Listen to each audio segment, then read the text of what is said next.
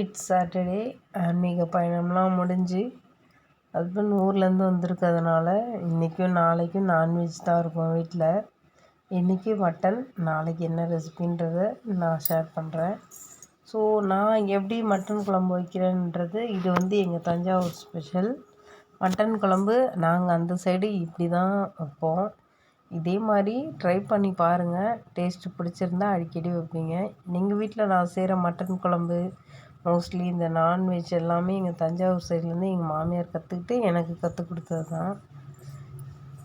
எவ்வளோ நான்வெஜ் இருக்கோ அவ்வளோதான் எடுத்து இந்த மாதிரி நல்லா வாஷ் பண்ணிவிட்டு தண்ணி ஊற்றி கூட கொஞ்சமாக மஞ்சத்தூள், கருவேப்பிலை, கொத்தமல்லிலாம் போடுங்க.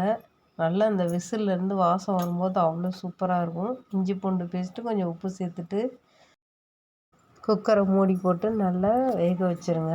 90% கிட்ட நல்லா கறி பாயில் ஆகிடணும். மீதி 10% நம்ம மசாலா வணக்கிறோம் இல்லையா, அதில் தான் குக் ஆகும். எப்படி செய்யணும்னு பார்க்கலாம் வாங்க.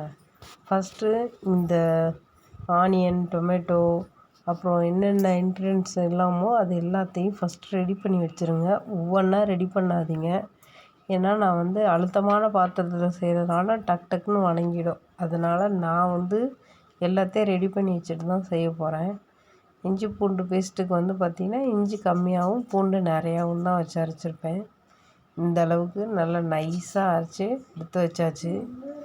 குக்கர்லேருந்து செம்மையாக பாயில் ஆகிட்டுருக்கு. ஸோ எல்லாமே ரெடி ஆகிடுச்சு. கூடவே காயெல்லாம் கட் பண்ணி வச்சுட்டு ரத்த பொரியலோட வீடியோ நான் ஷார்ட் வீடியோ போட்டிருக்கேன். தேவைப்படுறவங்க பாருங்கள். இது நான் அம்மா வீட்டிலேருந்து கற்றுக்கிட்டது. ரத்த பொரியல் அம்மா சொல்லி கொடுத்த மாதிரி செஞ்சால் தான் எனக்கு பிடிக்கும். ஸோ வீட்டில் எல்லாருமே விரும்பி சாப்பிடுவாங்க. பாப்பாலாம் இன்றைக்கி நல்லாவே ரத்த பொரியல் சாப்பிட்டாங்க. எனக்கு ரொம்ப பிடிச்சிருந்தது. எனக்கும் டேஸ்ட் உப்பு தான் கொஞ்சம் கம்மியாக இருந்தது. பயந்துக்கிட்டே போட்டேன். ஆல்ரெடி உப்பு ரத்த பொரியலில் இருக்கும் அப்படின்றதுனால உப்பு மட்டும் கொஞ்சம் கம்மியாயிடுச்சு. பரவாயில்ல. குழம்போட சாப்பாட்டோடு வச்சு சாப்பிடும்போது நல்லா இருந்துச்சு. நாங்கள் ஒரே மெத்தடில் கிரேவியும் செஞ்சுருவோம், குழம்பும் செஞ்சுருவோம். ஒரு பேனில் நல்லெண்ணெய் தான் ஊற்றிருக்கேன் நான் இன்றைக்கி. தாராளமாக எண்ணெய் விட்டுக்கோங்க. இது பெரிய வெங்காயமும் சின்ன வெங்காயமும் ரெண்டுமே சேர்த்துட்டு கருவேப்பிலை சேர்த்து நல்லா வணக்கிடுங்க. ஓரளவுக்கு நல்லா வணங்கினதுக்கப்புறமா இஞ்சி பூண்டு பேஸ்ட்டு சேர்த்துக்கோங்க. அதுவும் நல்லா ஸ்மெல் போனதுக்கப்புறமா இந்த இஞ்சி பூண்டு ஸ்மெல் இல்லாத அளவுக்கு பார்த்துக்கோங்க.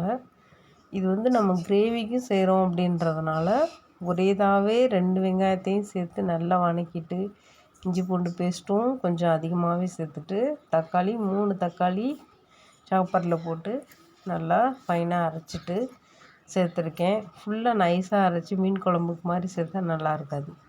உப்பு, மஞ்சத்தூள் சேர்த்து நல்லா வணக்கி விட்டுட்டு தேங்காய் பேஸ்ட் தான் ரெடி பண்ண போகிறேன். ஃபஸ்ட்டு தேங்காய் ரெடி பண்ணி கொஞ்சமாக ஊற்றிட்டு மீதி கொஞ்சம் இருக்க தேங்காயில் முந்திரி பருப்பு, கசகசா, தாராளமாக சோம்பு, கூடவே இதே காமன் அளவுக்கு சீரகம், அது கூடவே கொஞ்சம் மிளகு, இது எல்லாத்தையுமே கொரகொரப்பாக இல்லை நைஸாக அரைச்சிருங்க. எந்த அளவுக்கு ஃபைன் பேஸ்ட்டாக அரைக்கணுமோ அந்த அளவு ஃபைனாக நல்லா அரைச்சிருங்க.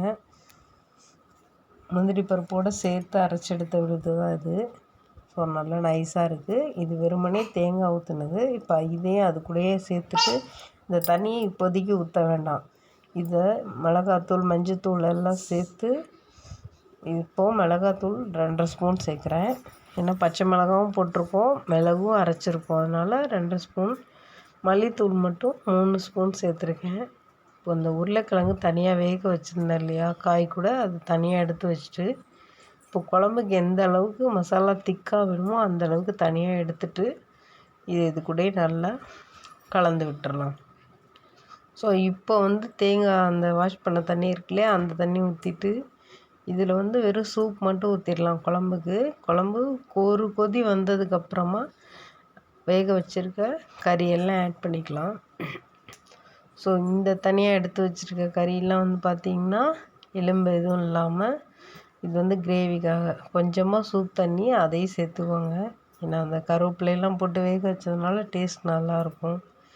சைட்லேயே இந்த மாவு அரைச்சி வைக்கிற வேலையெல்லாம் 1 வீக் ஆகிடுச்சு நான் மாவு அரைக்கிறதுக்கு. டைமே இல்லை. அடிக்கடி வெளியில் போகிறதுனால சம்மன்றதுனால வெயிலில் மாவு புளிச்சிரும். ஸோ அதனால் அப்படியே வச்சுட்டேன். ஸோ இன்றைக்கி தான் இந்த மாவு அரைச்சி வச்சுட்டேன். ஹஸ்பண்டுக்கு இட்லி தோசை கூட இந்த நான்வெஜ் குழம்புலாம் சாப்பிட ரொம்ப பிடிக்கும். அதனால் எக்ஸஸாகவே அரைச்சிட்டு ஸோ இன்றைக்கி நல்ல காரசாரமான மிளகு போட்ட மட்டன் வறுவல், இது கூடவே நல்ல தாராளமாக கொத்தமல்லி தூவி, ஒரு சைடு மட்டும்தான் நான் மிளகும் ஆட் பண்ணியிருக்கேன். ஒரு சைடு மிளகு ஆட் பண்ணல, ஏன்னா அது குழந்தைங்களுக்கு கொடுத்துருவேன். ரத்த பொரியல். சீரகத்தூள் போடுறதுக்கு மறந்துடாதீங்க. அதுதான் ஃபினிஷிங் டச்சே கொடுக்கும். ட்ரை பண்ணிட்டு